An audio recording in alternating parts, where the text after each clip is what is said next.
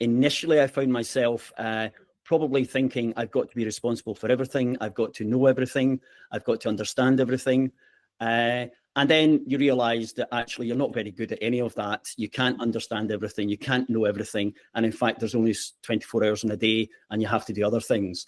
And so I personally found myself exhausted at one point as a result of that in terms of how I approached. So it affects you physically, it affects you mentally in terms of being ultra responsible. And I suppose for a lot of teachers, and I would say in our profession generally, Stuart, we are people who are in a caring profession. We are people who are predisposed to the sense of duty, senses of service, senses of generosity and helping.